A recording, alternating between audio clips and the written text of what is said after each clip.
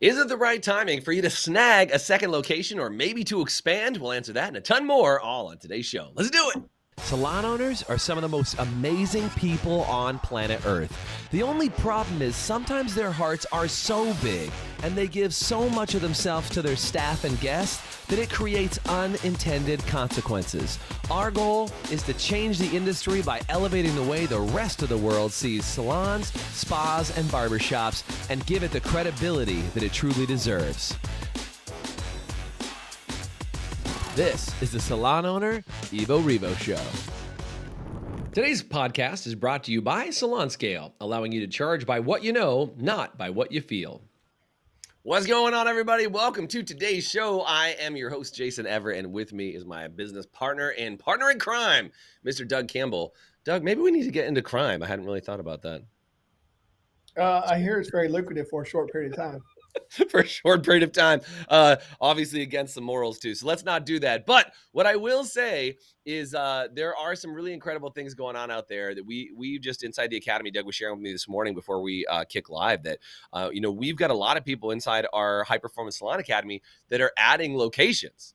And it's so funny, Doug, like we talk to people all the time. And sometimes like we talk to people in the Academy and they're like, we're doing great. We're adding locations. We're doing this. We're finding other spots. We're growing. We're having our best years ever. We're doing all these things. And then sometimes I talk to other people and they're like, this is the hardest time in the salon industry, in the history of time that I've owned a salon. There's nobody to hire. Nobody wants to work. And I don't know if I can make it.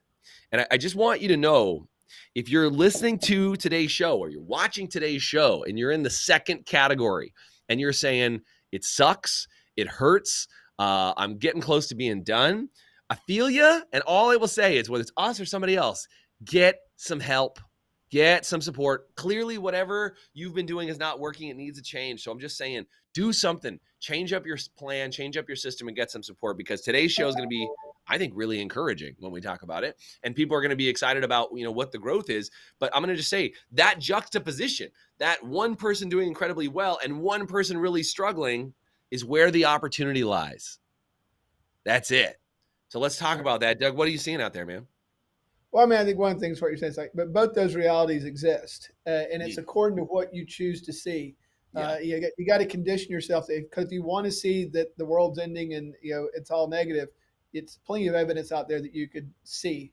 If you want to see there's a ton of opportunities for expansion and growth, that's out there for you to see. It's one thing that I always explain to people on that one. It's like when you got that new car, all of a sudden you see that car everywhere.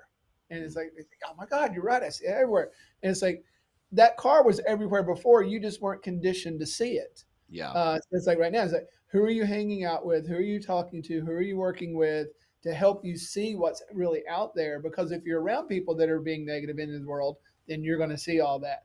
But if you're out there with people looking for opportunities, and the thing about it, those two things feed off each other. It's the yin and the yang. So there's people that are, either maybe weren't running their business the way they need to, and the pressure of these current times made their business crack. Just running hard, not necessarily their fault. They just had never been taught how to run it right. They always ran hard and just tried to do volume and living on a string too. You know what I mean? Is like right. if they hadn't had any sort of balanced budget or anything like that they were working on, it can be very tricky and difficult. Yeah, they're over leveraged. So anyway, and then sometimes people are just like, look, I've been in this a while, and in the last couple of years, it's just gotten weird and tough, and I'm just done. I'm ready to be done. So those are the opportunities that are lying out there. There's people that are ready to say, look, I'm done. So if you're in a position and you've got some things going well, and what I'd say is there's some things you need to think about. Do I have my business running well where I think it's good to duplicate it?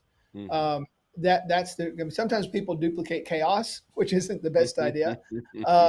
But it's like, have I gotten things running? Have I got some clarity? Am I working with the right people where I really got clear on what systems I need in place to make this thing run and be an amazing place for people to work at? Then you're the one that's got the opportunity to solve that other person's problem because now I want out, and you're like, I'm ready to duplicate what's working. And so the two of you come together. Right. And let's make it a win-win. And both people win. It's like the person that's wanting to get out, to be able to get a decent price and get out what they're wanting. And then the one that's wanting to grow and expand can come in and take over. The sad thing about a lot of salons is they don't really know how to exit, especially if they're exiting under pressure. And Mhm. it's that if you got a lease somewhere, I'm still under this lease. I had to personally sign for the lease, so I'm Right. liable for this thing, and I just need someone to get this out from under me. That happens, and in the case, but that's why Sometimes there's just that least relief is worth getting rid of the business, right? Is right. like, I That's what don't I'm I saying. can get out of the rest of my 2-year obligated lease Right. here. It's like I've had this equipment for 5 years. You just get me out of the lease. You can have everything. I just need to be. Yeah. I need to quit bleeding money. And those Yeah. things happen. It's like, and so it's not like some people. It's not a taking advantage of thing. It's coming in and those two things working together. I Yeah. need and or really want to get out. I'm ready to expand. And so the thing is like being aware, like we talked about just a minute ago, being aware of those things that are out there because some people are trying to get out. It's like, I don't know what I'm going to do. No one's ever going to take my place. Like, well, maybe you're not reaching out to the right people. Right. And then people that are in that growth mode that have figured some things out and are learning to see the opportunities that are out there, Yeah. then they also will see like, oh, this just popped up. Because funny, a lot of people in the academy right now in our group will say and pay attention. I mean, they've got people looking. Is there Actively trying to find in right? businesses, yeah. Is there something? They've got 3 or 4 different people, business brokers. They've got real estate brokers saying, "Hey, if you see something come up, you let me know." Because I What a mean, it great doesn't position to cost be in anything to though, know. man. How cool is it literally just to say, "Look, if you see anything that even is remotely like that," I do that with real estate, right, Doug? Is I've got Mhm. 3 agents who are constantly looking for deals for me, and if something comes up and they just bring it over, they're like, "Hey, man," and I looked at one the other day. They're like, "Hey, this used to be a restaurant. It's a 5,000 square foot building. Like, are you interested in taking a look at it? I know these are kind of your jams." And I think the idea is when you're properly prepared and cashed up and ready to act and you have your finances in order and you've got team that's ready to grow, you're in a really good place and poised in position to pounce on opportunities when you see them. If you know what your criteria is when you're looking, you understand what you want to do, and you're backed. So guys, if you're watching this and you want to expand, can you just say want to in the chat? I'd love to know, for those of you guys that are actually watching with us live right now, I want to know if that's where you're at. And even if it's like you want to get there, do you, if you're ready to, great. If you want to get there, then that's great too. But make sure that you get yourself positioned to be there. But Doug, go ahead. I was just going to say, one thing is some people want to, but they're not sure if they're ready to, and Mhm. they may not be ready to. I'd say, but if you get intentional, I think you can get just about any business. I would say probably 80 to 90% of businesses you can get there within a year.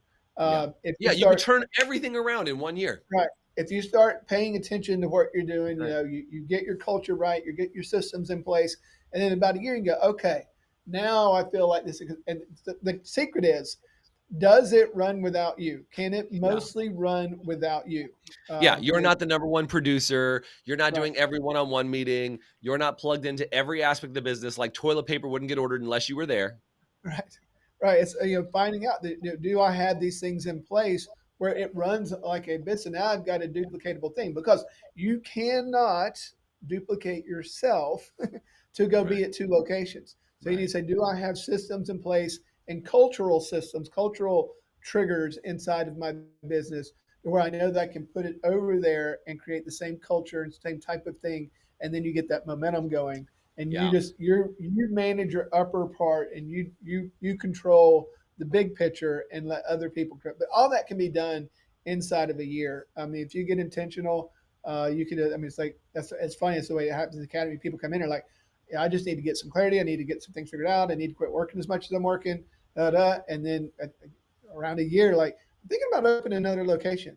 Yeah. Um, So good. or expanding. I mean, sometimes the expansion is the key, and that's something you got to look at too. Yeah, maybe there's a Uh, spot right next to you that you can, that the lease is up and you need to knock over a wall, like get it done that way. There's lots of ways to do it. or there's a piece of real estate that's popped up. You said, okay, Yeah. look, I can put some money down on that and then be Mhm. able to get it. And it's going to take me to get the land, get it built out, probably a year and a half, maybe 2 years for the whole process. So if I Yeah. start really working on my business right now, and by the time that happens, I would be able to pull the Mhm. trigger and get there. Yeah. Those are just I like owning real estate, but that's not always the fastest move. Sometimes you can just Yeah, find one sometimes it's that's lease ready. takeovers. Yeah. Right, right. Yeah, and by the way, I think these are all really, really important things, and hopefully getting lots of value out of even just this discussion is like looking for that mindset of what does it really take in order for you to get yourself in a position that you're ready to buy, either to lease another location, buy another building. I mean, Doug, I've listened to your story as you've talked about. We're in one building and then moved to another building and then consolidated and moved into other spots. Like you're constantly in this position of movement, and I think it really boils down to something that's important for a lot of salon owners to think of this way: is do you own a job or do you own a business? Hmm. And I know that's said a lot, but I really want you guys to hear it today as you're listening or as you're watching or as you're playing along with us. And if you want to own a job, I don't think there's anything wrong with that. Just understand that that's the reason why you can't grow. Is it when you own a job and you have like people are like, but I love working with my guests behind the chair. I would never leave that to save my life.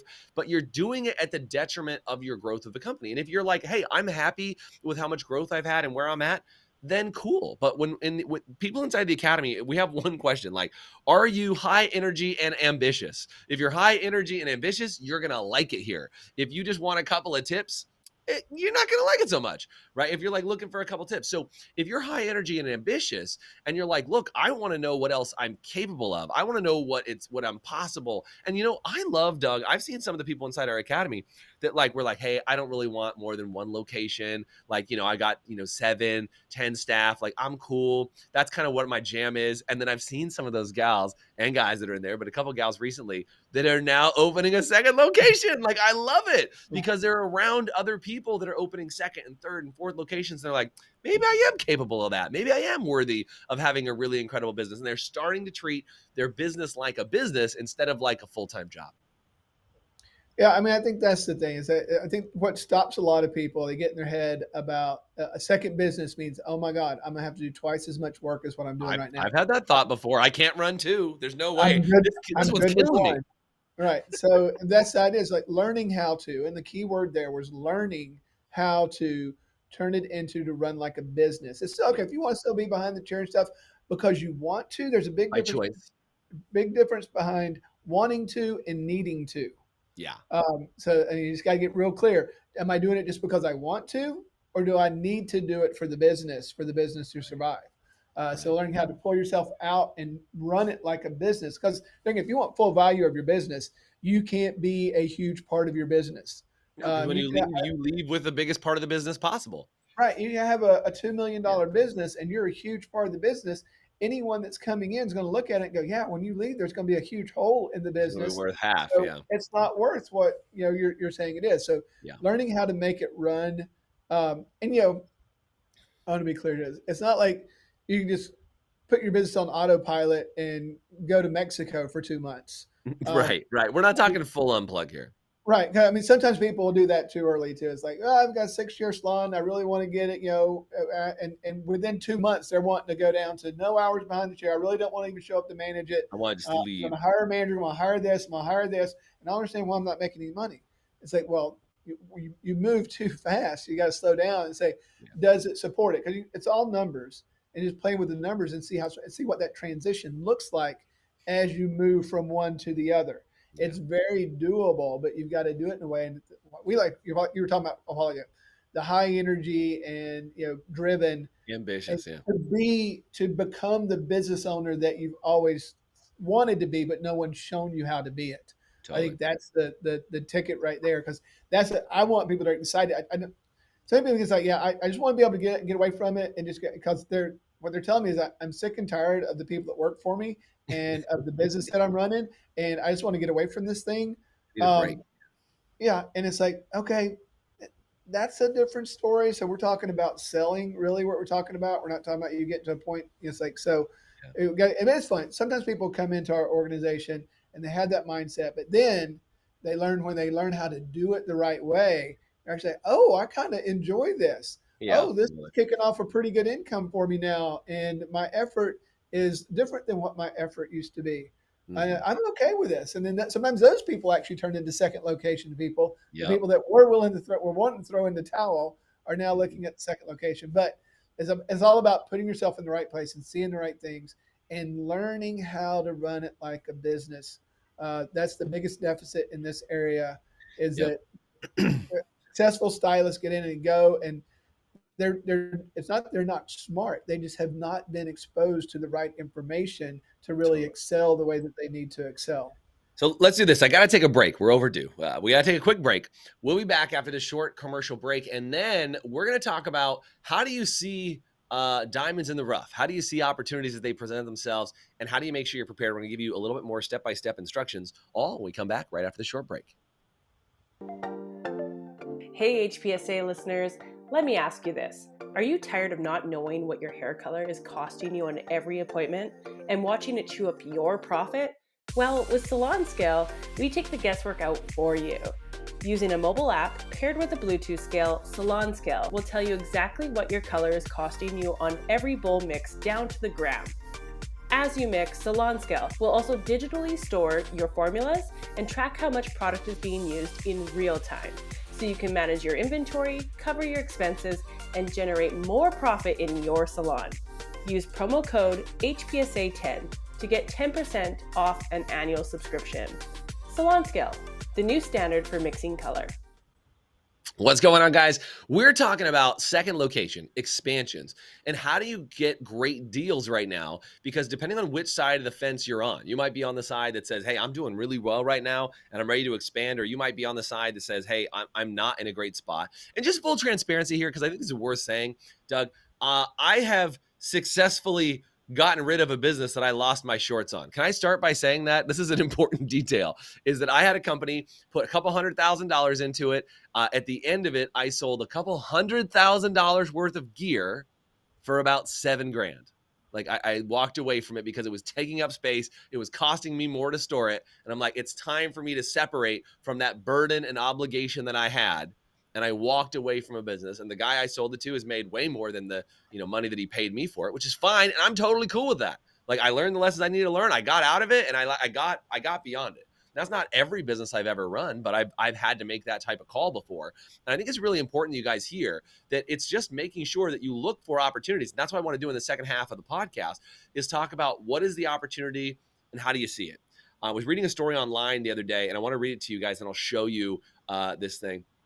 But I want to read you this story and see if this makes sense. And if you want some hot tips on what we're talking about here, on how to find a great deal, a diamond in the rough, listen to this story. And do me a favor and say diamond in the chat, so I know you're looking for some diamonds that are around you that you maybe haven't seen. So listen to the story. Hopefully it won't take me too long to get through it. It said, a father told his daughter, congratulations on your graduation. I bought you a car a while ago, and I want you to have it. Before I give it to you, take it to a car dealer in the city and see how much they'll give it to. Yeah. I was going to say, take the photo down. It's too late. It's okay. The photo's up. It's all right. I wasn't quite ready yet. It's all right. So if you're watching, you can see what this is. If you're just listening, you don't know what's going on. All right. So it said the girl came back to the father and said, they offered me 10 grand because it looks very old. So the father said, okay, take it to a pawn shop. The girl returns to the father after saying, the pawn shop offered me only $1,000 because it's super old and it's going to need a lot of work. The father told her to join a car club with experts and show them the car.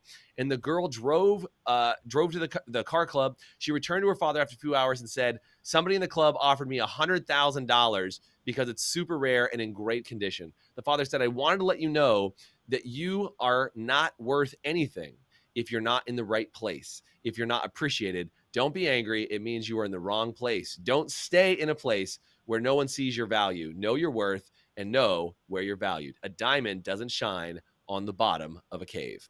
And now, for those of you guys that are already seeing this car, you know what's up. But for those of you guys that are listening along, you're like, what is this car? What are we talking about? It's a Lamborghini, but this Lamborghini is dusty. It's got it's got piles of soot on it, and people wrote their names on it. But it's, no matter what, it's still a Lamborghini. Like, even if this thing doesn't run, it's still worth probably, close to $100,000, right? And the idea of this story, and what I wanted you to get, you can, producer Bob, you can pull that down for me now, man. But what I wanted you to get out of this is that value is constantly in the eye of the beholder, right? Constantly in the eye of the beholder. And so when you look at this, you got to decide, okay, I think this is very common, Doug, that people own a Honda Civic and they think it's worth the same as a Ferrari or a Lamborghini. They're like, you know what? I have this Honda Civic. I've had it forever. It's gotten me all over the place. And the sentimental value of my Honda Civic is worth $100,000, Mm-hmm. right? There's those salon owners. And then there's other people, and you were mentioning this today with a salon that was around for us earlier, is there was a salon that had multiple locations, right? That the salon owner had passed away, and the spouse was dealing with the salons, and they were like, "Look, I'm on the hook. The salon has started to fall apart," and they're like, "I'm on the hook for this obligation I don't want to have anymore." And somebody swooped in and said, "Hey, I will take that off your hands and take over the lease and turn it into a profitable, amazing salon," because they know how to take something old and busted and turn it into something that can be really beautiful and successful, right? Yeah. I mean, And that's, go ahead. oh, I was gonna say, and I Yeah. think in my mind, I think that's what you got to look for is you got to look for something. I learned this. I actually I'm passionate about this because I used to flip cars. I'd find something that somebody either didn't know what it was or they didn't care about it anymore, and I could clean it up, turn it into something awesome, and sell it. You do that with cars, you can do it with real estate, and you can do it with businesses. So, Doug, I'd love to get some tips from you on what are the hot things you're looking for. What are the things you're looking for when you're looking for business? What would you tell a business broker that you're trying to find? Well, so there's two different things. I'm looking for just to take over the business and not the real estate. Then what I'd want to know, what terms are, give them a list on the terms of the lease agreement. Yeah, If it's locked in and I can grandfather in, I can take over the lease under the same terms, and these are the terms that I would like. But if it's one that's coming up, what terms are, where do you think the new negotiating price is going to what be? could it be? Mm-hmm. Right, right. So you got that part that's unknown, and then it's like, yeah, hey, if it's got good equipment that I'm not having to replace, that I'm not having to come in, I'm not having to do a bunch of Good infrastructure enough. work, I'm not having to put plumbing in, I'm not having to put electrical in, because it's what I mean. So there's some salons you look at, and this might there again. So people live in things and they still see it the way that they bought it. It's like all new Right. stuff, but they've had this stuff for 10 Yeah, years. I paid $30,000 for all that Uh-huh. stuff in there, and they're like, "Yeah, but it's 10 years old now." Right, and so it's just not Yeah, worth that much. But if it's newer equipment, it's good and it's functional. And like I said, if all the infrastructure's there, all the electrical's right, it's not multiple stations aren't sharing the same breaker, so you're not going. So that you got your infrastructure right, you got the plumbing right, you got enough shampoo bowls. Because the thing is, how quickly can I get up and going? I think that's a big question because that's going to base what I'd be willing to pay for it. If it's something that's pretty much turnkey and I don't have to do a lot for, then I'm going to be willing to pay a little bit more for that than something I'm going to have to get takes and time. hold and maintain for a period of time Yeah. until I get it right. Because I'm having to put more investment in, I'm Mhm. having to maintain the expenses for an extra period of time. So that's going to lower the amount of money that I'm going to pay there. And Yeah. the other thing that I'll say in business is all things are negotiable. So there Really. again, if you're looking to come in, say that someone's in a strip mall and they tired of running it, whatever, they may even shut down or on the verge of shutting down. First move, in my opinion, would be to go and talk to the landlord and negotiate you a lease because they're getting worried that they're fixing to have a derelict lease on their hands Right. and they don't want to deal with that. So you'd be in the position that I can come in, I can do this, I'm gonna have to remodel. Can you give me 3 months grace? And then I'd be willing to do this and be willing to sign this lease. And sign a Uh, longer lease, yeah. Right. So then they go, okay, yeah. So we got one that we're thinking is fixing to go belly up on us. Rather get someone in with a brand new 5-year lease, and yeah, we could give you a little bit of grace period to get it up and going. That's better than it sitting vacant for 5 or 6 months waiting for a new person to come in that then Or would longer. want some time to remodel it. Yeah. But just remember, all things are negotiable. I mean, it's funny sometimes people get in their heads about, oh, you can't ask They that. asked for this. You can ask for anything, and it's Yeah. not personal. I mean, it's like the way that you're going to get to a good deal that's good for everybody is to ask for the deal that you want, Yeah. and then they're going to ask for the deal they want, and then you work through how close can you get, and if you can't get there, you can't get there. That's okay. I think that's the other thing is learning how to keep your emotions out of it. Mhm. Sometimes people get emotionally attached to a deal, and then they'll make bad decisions because they're emotionally attached. They want Yeah. it to go through. Right. So it's like you don't do that, but learn how to ask for what you want. They're going to ask for what they want, and then you figure out where that works out. And you might Yeah. find out during that discussion, you may find out that uh, other things come up that make the deal better. It's like, Yeah. well, I can't do this, but I could do this. Well, okay, I didn't know you'd be able to do that. Now I'd be able to give this if you were able to do that. So just Yeah. Some negotiation's give and not a take. bad word. I mean, I know, like like bartering at Haggling. yard sales or flea markets, and some people are like, oh, I hate doing that. I can't stand doing that. And that's a different thing. I'm just saying. Yeah, And arguing over a nickel for a pillow is a different conversation than right. asking for a month of rent or something Right, like that. because I mean, it's like you're trying to make a business deal. You're trying to get both Correct. people to get. I want to get the most I want. I want you to get the most you want. In order to do that, we've got to have a conversation Mhm. and get to see if we can get to that middle ground. And like I said, during that conversation, you may learn a different way to pull the deal off. Yeah, There's I like what you said, Doug, about being able to transition and say, "Hey, go talk to the landlord." You know, before you Mhm. like, if you know that the business is starting to struggle, talk to the landlord. And what I would just my hot tip for you before you wrap is, when you're talking with business brokers, ask questions like, "I'm looking for somebody who's in transition. Maybe somebody passed away. Maybe somebody's trying to retire out. Maybe somebody's looking to move." Right. Or they're struggling with making lease payments. Anybody that you know, and I just would say, ask for those transitionary steps because if you try and find somebody like, hey, I'm going to find the most successful salon in town and I'm going to buy them out. Well, guess what? You're going to pay the most amount of money for that salon humanly possible, right? When somebody's like, hey, we built this thing up and it's fantastic. I want you to be that person, but that's not the salon I want you to buy. Right. So be aware of salons that are in transition. Look for areas, look for salons that seem slower than you think they should be, right? That doesn't have anybody in the parking lot. Maybe you know something that they don't, right? It might be their location. It might be how they advertise, right? So just be aware. And I've seen salons literally move a block down the street. One was, I used to consult with this gal. She was in town and she was right off the main strip. She was like, a mile down the road in another strip center and nobody would ever know she was there. She moved literally less than a mile into a main strip center and her business exploded. Why? Because she moved to a better location. So be aware if the location is struggling because of something that you could change and you could do that would make a huge difference in buying the salon, and look for those salons in transition because like we said at the beginning of the show, there are two types of salons right now. There's some that are struggling and having a hard time making it work, and maybe they're at retirement age and they're ready to get out. And there's salons that are growing and doing some incredible things. We want you to be on that side. And if you're doing incredible things and you're growing, you can look for those opportunities right now because never before in the history of you owning a salon has the opportunity been good for you to look for salons like it is today. You guys, thanks so much for being on the show today. Doug, appreciate all your insights and details on what we just shared. And if you guys want more tips, make sure you join our Profitable Salon Owner group on Facebook so we can have more discussions, answer more questions, and help you in a way that would get your salon more profitable. Thank you guys. Have a great day. Thanks for being on, Doug. Later, guys. Thanks for listening to the Evo Revo podcast. Today's podcast was brought to you by Salon Scale, allowing you to charge by what you know, not by what you feel. Please subscribe, leave us a review, and you can always get more information, including show notes and the video episodes at evorevopodcast.com.